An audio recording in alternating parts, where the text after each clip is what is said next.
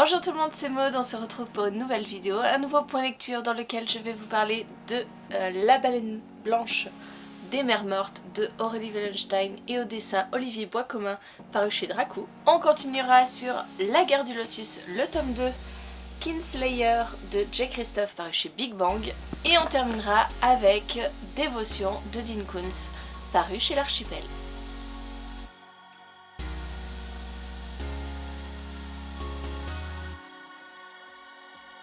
Allez, on commence tout de suite avec une BD. Oui, je ne vous en présente pas suffisamment, je pense, et encore moins en coup de cœur. Oui, je commence par un coup de cœur parce que c'est assez rare pour le préciser. J'ai adoré cette BD, je l'ai reçue, je l'ai tout de suite lue.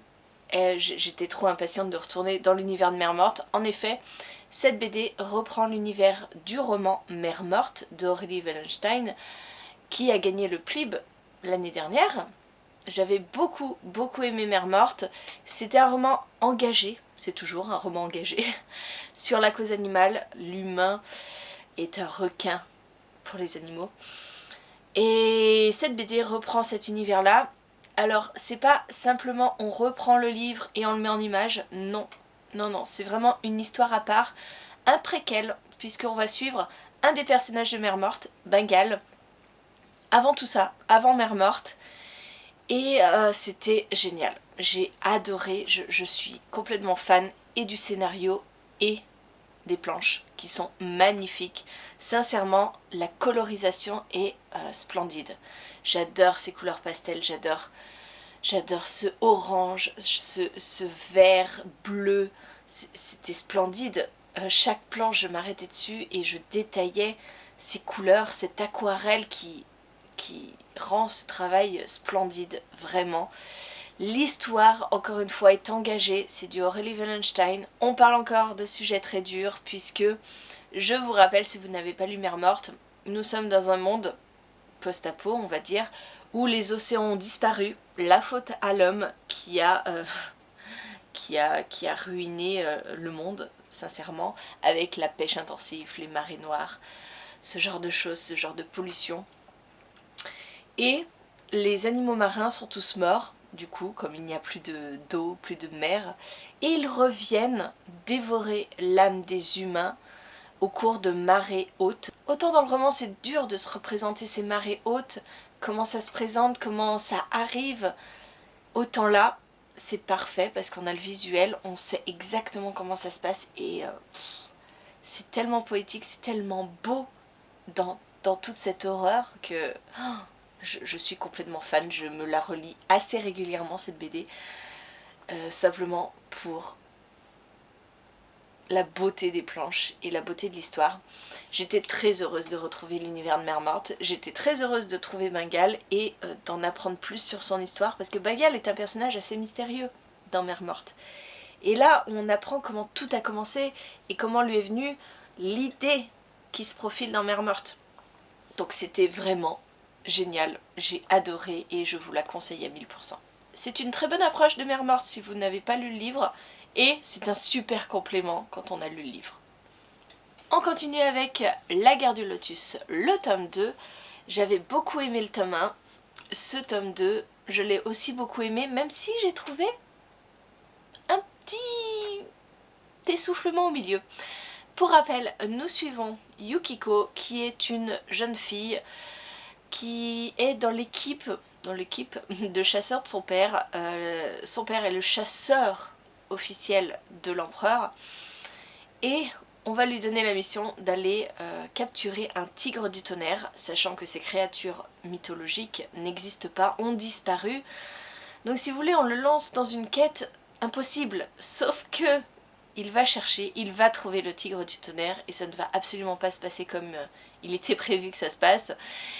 Et ça va tourner mal. J'adore cet univers parce qu'il est très complexe. On est dans un univers de fantasy où tout est pourri par le lotus. Le lotus c'est une plante qui a des propriétés de drogue. Voilà, on l'utilise pour sa consommation de drogue, on l'utilise pour des mécanismes. On est dans du steampunk donc on a toute une caste qui est complètement branché à des armures totales, qui ne respirent pas l'air extérieur qui est filtré à cause justement de ce lotus qui empoisonne l'air. Les gens vivent avec des masques aussi respiratoires pour éviter de se faire empoisonner. Bref, c'est quelque chose de très glauque, de très noir. Et là-dedans, on a toute une sorte de poésie avec le retour aux sources, avec ce tigre du tonnerre qui revient pour délivrer tout le monde. Dans ce second tome, je vais pas pouvoir trop vous en parler parce que du coup, il s'est passé énormément de choses dans le tome 1, il y a eu une sorte de révolution à la fin du tome 1 et on suit cette révolution. Et comme je vous l'ai dit, j'ai aimé, mais il y a ce passage au milieu où je me suis ennuyée, où il ne se passait quasiment rien, où je n'ai pas aimé que les personnages qu'on suit se séparent tous et se retrouvent chacun dans leur coin à essayer de survivre tant bien que mal. Je n'ai pas aimé ça. En règle générale, j'aime pas quand les personnages se séparent. Et ça a confirmé ça. Hein. J'avais beaucoup de mal à continuer ma lecture. Je m'ennuyais. Sincèrement. Par contre, quand arrive la fin et que tout le monde se rejoint, et bah finalement ça explose dans tous les sens, c'est carrément explosif et je n'ai qu'une envie, c'est de me jeter sur le tome 3 pour savoir comment va se terminer cette saga, parce que clairement la suite c'est un florilège d'action, de complot, de manigance. Si vous voulez, c'est un second tome que j'ai aimé, mais qui aurait mérité d'avoir un petit peu plus de rythme en plein milieu. Et on termine avec Dévotion, qui est un livre à part, mais franchement, pour avoir lu Chasse à mort avant, je pense quand même qu'il faut lire Chasse à mort avant. On peut très bien le lire indépendamment, mais je trouve qu'on comprend mieux l'histoire, on appréhende mieux les différents aspects de ce livre si on a lu Chasse à mort. Dans ce roman, nous sommes avec un petit garçon qui est autiste et qui vit un petit peu dans son monde. Sa maman, elle, essaye de faire tout ce qu'elle peut pour qu'il soit bien, mais si vous voulez, son père est décédé il y a peu de temps.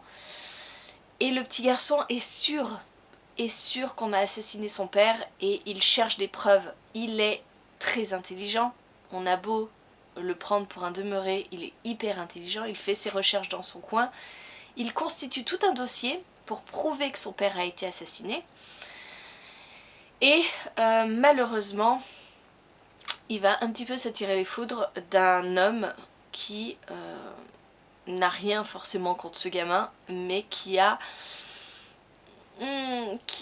qui convoite sa mère. Pourquoi je vous parlais de Chasse à mort avant ? Dans cette histoire, nous avons un chien qui est hyper intelligent. Beaucoup d'années ont passé depuis Chasse à mort. Chasse à mort, on découvrait un chien évadé d'un laboratoire qui développait une très grande intelligence grâce à des expériences de ce laboratoire. Des années ont passé et pas mal d'autres chiens ont développé cette intelligence-là et discutent, communiquent entre eux grâce à un réseau. Et c'est pour ça que je vous parle de Chasse à mort, parce que voilà, on est, si vous voulez, avec les descendants de Einstein qui étaient dans Chasse à mort. Donc, c'est quand même une suite. Autant Chasse à mort était très addictif, il y avait cette course-poursuite qui était avec cette chose, l'autre qui poursuivait le chien. Autant là, on est avec un gros méchant, comme Dean Koontz sait très bien les faire. Hein. Franchement, à chaque fois que j'ai lu des livres de Dean Koontz, je me suis retrouvée avec un personnage complètement abject qu'on a envie de détester parce qu'il est vraiment horrible. J'ai rarement vu des personnes aussi horribles. Là, on est complètement là-dedans, puisqu'on a cet homme qui convoite la mère du petit garçon et qui est complètement barge, et puis qui en plus a subi un petit peu les expériences du laboratoire, je ne vous en dirai pas plus, mais qui part dans un délire mais complet. Il est psychopathe, le gars. Et on a encore une fois cette traque qui se fait avec cet homme qui va essayer par tous les moyens de s'approprier cette femme qui n'est pas à lui, mais qu'il considère comme étant à lui. Mais si vous voulez, ça manquait un petit peu d'urgence. Dans le premier, on avait cette course-poursuite. Là, on a une traque, mais si vous voulez, je ne l'ai pas ressentie telle quelle. J'ai pas ressenti toute cette tension. Ça manquait de tension. Donc, j'ai bien aimé ce roman, mais je pense que je vais quand même assez rapidement l'oublier. Parce que on a beau avoir un énorme méchant, quelqu'un d'abject, et ben je trouve que c'est un peu compliqué de se baser là-dessus pour un roman. Oui, après il y a pas mal d'autres personnages qui gravitent autour. On a ce chien qui va chercher à aller vers ce garçon, qui est irrémédiablement attiré par ce garçon. Sur sa route, il va rencontrer des personnes qui vont l'aider dans sa quête. On a cette mère de famille qui veut protéger son enfant. On a ces personnages qui sont des acteurs de ce laboratoire quand même très mystérieux. Mais j'ai trouvé que il manquait un petit peu d'action. Il manquait de quelque chose qui vous prenne aux tripes et qui vous tienne tout le long. Voilà. J'ai pas passé un mauvais moment, mais pas exceptionnel non plus. Voilà, c'en est tout pour cette vidéo, merci de l'avoir regardé jusqu'au bout. N'hésitez pas à me dire en commentaire si vous avez lu un de ces livres, ce que vous en avez pensé. Et moi en attendant, je vous fais des gros bisous, je vous souhaite une très bonne journée, de très bonnes lectures et je vous dis à très bientôt pour une nouvelle vidéo.